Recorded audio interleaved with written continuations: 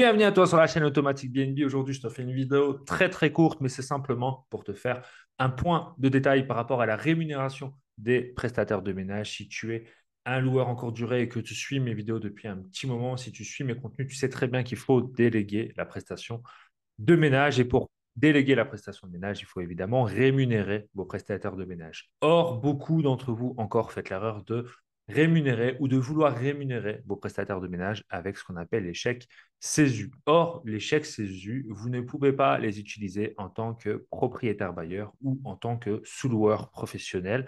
Ce n'est pas fait du tout pour vous. C'est illégal d'utiliser les chèques CESU dans ce cadre-là. Les chèques CESU sont à utiliser soit dans votre résidence principale ou résidence secondaire, certes, mais vous devez l'utiliser dans une résidence où vous avez domicile. Or, là, vous louez en tant que propriétaire bailleur votre bien sur Airbnb, sur Booking ou sur d'autres plateformes, ou vous êtes sous-loueur professionnel et vous sous-louez d'autres biens à d'autres propriétaires. Vous n'êtes donc pas en résidence dans ces biens, que ce soit une résidence secondaire ou une résidence principale. Vous n'avez donc pas le droit d'utiliser les chèques CESU. Par contre, vous pouvez utiliser ce qu'on appelle les chèques TZ, que je vais mettre ici.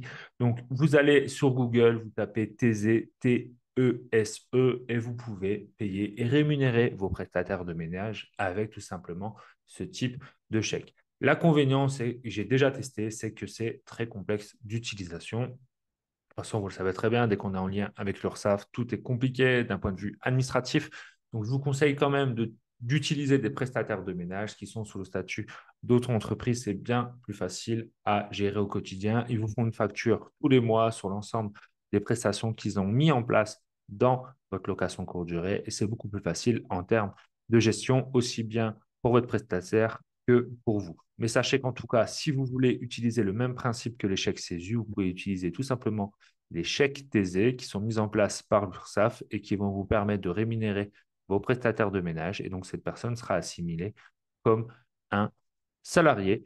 Donc, si vous voulez, tout simplement, je vous remets ici chèque TZ. Vous allez sur Google et vous pouvez créer un compte et ensuite rémunérer vos prestataires de ménage avec tout simplement ce chèque TZ. Si cette vidéo t'a plu, n'hésite pas à la partager, à la liker. Et sur ce, je te dis à mardi prochain. Ciao!